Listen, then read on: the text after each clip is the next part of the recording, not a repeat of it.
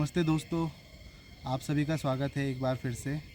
मैं आप लोगों के साथ कुछ यहाँ पे जो चीज़ें इंपॉर्टेंट हैं वो शेयर करने के लिए बैठा हुआ हूँ। आप देख सकते हैं कितना बढ़िया यहाँ पर को ये व्यू है। तो जो चीज़ें यहाँ पे इंपॉर्टेंट है तो मैंने सोचा एक बार आप लोगों के साथ शेयर कर ली जाए। ये जो परेशानियाँ हमको यहाँ पर को उठानी पड़ी वो आप लोग ना उठाएँ, तो उसके लिए मैंने सोचा एक वीडियो बना दिया जाए छोटा सा, जिसमें यहाँ पर को आपको आते ही क्या क्या चीज़ें करनी है वो अगर आप कर लेंगे तो आपका नेपाल में जो घूमना फिरना है वो बहुत आसान हो जाएगा। नहीं तो आजकल यहाँ पर को थोड़ी परेशानी हो रही है। सबसे पहले तो आप जैसे ही एयरपोर्ट से बाहर निकल रहे हैं तो आप लोगों ने एक सिम को परचेज़ कर लेना है, क्योंकि यहाँ पर को हमारे जो सिम है चाहे जियो है या एयरटेल है, मेरे पास दोनों है, दोनों ही काम नहीं कर रहे हैं। वो इंटरनेशनल रोमिंग में तो करेंगे पर उसका जो डाटा और कॉलिंग है वो बहुत ज़्यादा महंगी है। तो जो मैसेजेस एयरटेल की तरफ से आए थे वो मैं भी शेयर करूँगा आप लोगों के साथ। और बाकी यहाँ पर को जो सिम मिलता है वो हमारे आधार कार्ड पर आसानी से मिल जाता है हम लोगों को। तो आप लोग आते ही एक सिम परचेज़ कर लीजिए, ज़्यादा महंगा नहीं होता है। 500 जो नेपाली रुपीज़ होते हैं उसमें मिल जाता है वो बहुत आसानी से। और नॉर्मल जो कॉलिंग वगैरह है वो इतनी मिल जाती है कि आप यहाँ पर को 2-3 दिन के स्टे पे अपने टैक्सी वगैरह और जहाँ पे आप रुके हैं उनको कॉल कर सकते हैं। दूसरी चीज़ यहाँ पर को जो परेशानी हमको उठानी पड़ी वो है इंडियन करेंसी को एक्सचेंज कराना। पिछले कुछ टाइम से प्रॉब्लम यहाँ पर को क्या हो रही है कि जब से हमारे वहाँ पर को 2000 के नोट बंद हुए हैं तो यहाँ पर को हमारे 500 के नोट चलना भी पूरी तरीके से बंद हो गए हैं। और पहले से तो ऐसा होता था कि हमारे 500 और 100 के नोट बहुत इजीली यहाँ पे चल जाते थे। आजकल बहुत ज़्यादा आनाकानी कर रहे हैं और अगर कोई ले भी रहा है तो बहुत ही कम उसका रेट दे रहे हैं। 1.6 होता है और हमने 1.4 में उसको एक्सचेंज करवाया था। मैं दिखाता हूँ आपको, ये देखिए कुछ इस तरीके से रहती हैं ये करेंसीज इनकी।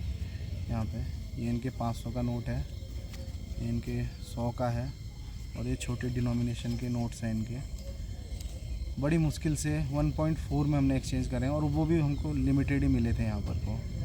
तो ये प्रॉब्लम है यहाँ पर को।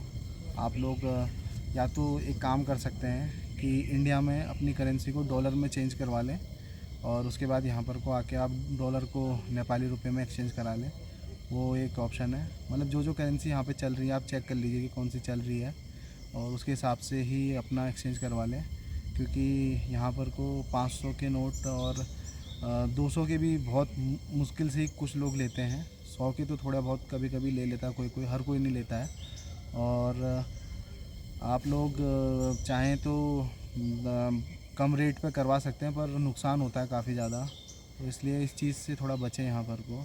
इसी चीज़ मैं आपको बताना चाहूँगा कि आप लोग यहाँ पर आते ही एक ऐप रहता है टैक्सी का, उसको डाउनलोड कर लीजिए।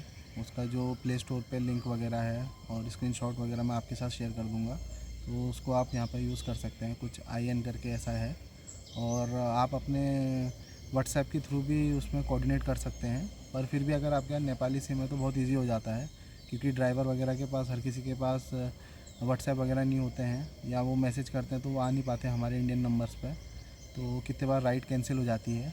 इसकी वजह से आप लोग जो हमारा ऐप है उसमें आसानी से नेपाली नंबर डाल के कोऑर्डिनेट कर सकते हैं टैक्सी ड्राइवर के साथ। और एक बार अगर आप लोग टैक्सी ड्राइवर के साथ अच्छी तरह कोऑर्डिनेट करते हैं तो वो लोग कुछ बार्गेन वगैरह साथ में करके आसानी से आपको साइट सीइंग भी करवा देते हैं, आपके कन्वीनियंस के हिसाब से आपको कहाँ कहाँ जाना है। तो ये एक चीज़ यहाँ पर को और मैंने को लगा कि आपको बतानी चाहिए। यहाँ पर घूमने की बहुत सारी जगह हैं, आप अपनी आइटिनरी के हिसाब से उसको प्लान कर सकते हैं कि आपको कहाँ कहाँ जाना है, क्योंकि सब अलग अलग डायरेक्शंस पे हैं तो घूमने में टाइम भी लगता है और यहाँ पे ट्रैफिक जाम बहुत ज़्यादा होता है। तो उस चीज़ को भी ध्यान में रखें आप। और अपने टैक्सी ड्राइवर के साथ कोऑर्डिनेट करके वो आपको बता देगा कि कहाँ कहाँ पर को किस किस समय जाना चाहिए। जैसे हम कल म्यूज़ियम जाना चाह रहे थे पर बाद में हमको पता चला कि म्यूज़ियम की कुछ टाइमिंग्स होती है, शायद 4 बजे के बाद वो बंद हो जाता है। तो ये प्रॉब्लम है, आप उसको चीज़ों को देखते हुए चलें। और सबसे पहले जैसे पशुपतिनाथ वगैरह लोग जाते हैं तो उसके बाद यहाँ पर कोई एक विष्णु जी का मंदिर है, वहाँ भी आपको जाना चाहिए। और वर्ल्ड हेरिटेज साइट भी है यहाँ पर को, जहाँ पे बुद्ध भगवान की एक बहुत बड़ी प्रतिमा है, वो भी आपको ज़रूर विज़िट करनी चाहिए। और बहुत सारी स्पिरिचुअल और भी प्लेसेस हैं साथ साथ यहाँ पर को, जहाँ पे राज दरबार और राजाओं की ताजपोशी वगैरह हुई करती थी। उसको आप यहाँ पे दरबार स्क्वायर के नाम से जाना जाता है, तो वहाँ पे भी जाना चाहिए। अगर आपके पास टाइम है तो आप अपनी आइटनरी के हिसाब से चीज़ों को मैनेज कर सकते हैं। तो मुझे जो जो चीज़ें इंपॉर्टेंट लगी वो मैंने आप लोगों के साथ शेयर कर दी हैं। तो शॉर्ट में मैं आपको बताना चाहूँगा कि जो इम्पोर्टेंट चीज़ें हैं वो तो एक है कि आपके पास यहाँ पे सिम होना चाहिए। दूसरा, अगर आप करेंसी वगैरह एक्सचेंज करवाना चाह रहे हैं तो यहाँ पे बहुत ज़्यादा परेशानी हो रही है। आपको इंडिया से ये चीज़ें मैनेज करके लानी चाहिए, और हो सके तो इंडियन छोटी डिनोमिनेशन की ही करेंसी यहाँ पर को लाएँ।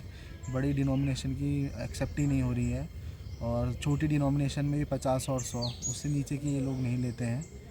और तीसरी चीज़, टैक्सी ड्राइवर्स वगैरह यहाँ पे काफ़ी हेल्पफुल हैं, तो उनके साथ अगर आप अच्छी तरह कोऑर्डिनेट करेंगे तो आपकी जो परेशानी आपको हो सकती है वो कम हो जाएगी काफ़ी ज़्यादा। तो आशा करता हूँ कि ये जो जो इन्फॉर्मेशन मैंने आपके साथ शेयर करी है वो आपके काम की रहेगी। तो चलिए अब इसको यहीं पर को एंड करते हैं, क्योंकि अब निकलना भी है। तो मिलते हैं आपसे जल्दी। Bye bye.